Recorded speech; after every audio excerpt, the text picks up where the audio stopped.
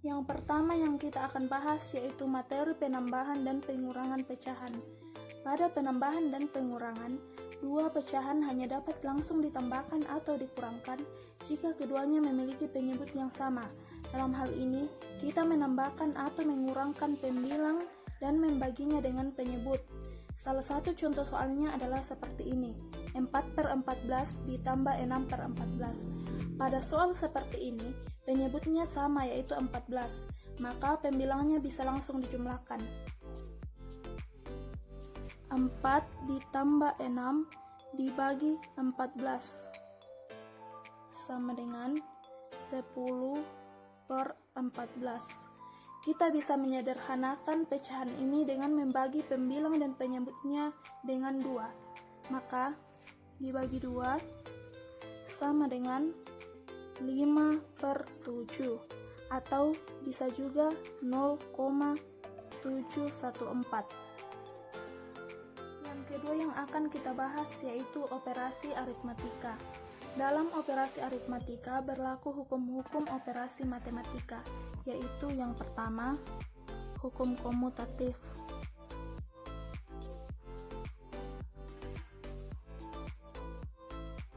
Yang kedua, hukum asosiatif.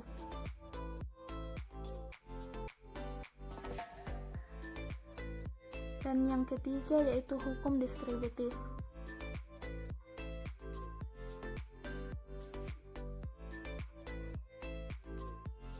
Hukum komutatif artinya ketika kita menukar angka dan jawabannya tetap akan sama untuk operasi penjumlahan dan perkalian. Misalnya, A ditambah B sama saja dengan B ditambah A.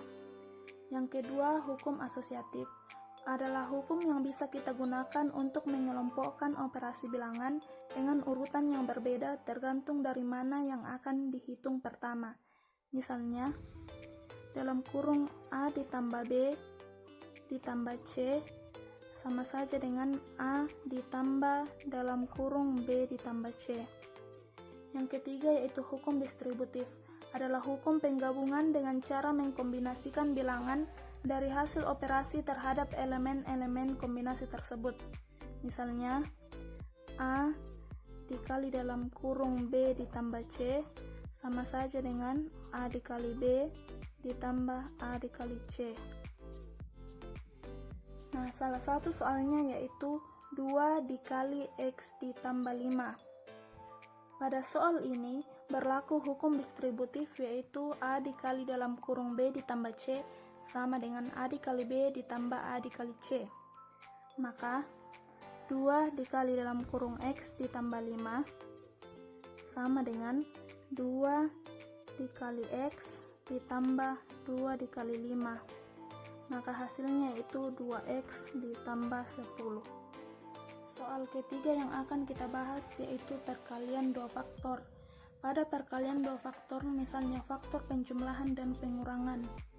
Pada penjumlahan, misalnya A ditambah B pangkat 2 sama dengan A pangkat 2 ditambah 2AB ditambah B pangkat 2.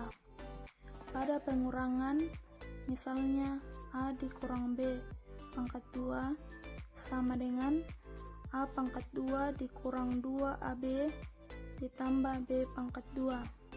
Salah satu contoh perkalian dua faktor yaitu dalam kurung X ditambah 7 pangkat 2.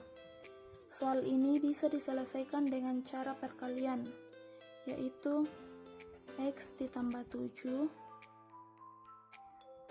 X ditambah 7 sama dengan X dikali X ditambah 7 dikali X ditambah 7 dikali X ditambah 7 dikali 7 sama dengan X pangkat 2 ditambah 14X ditambah 49.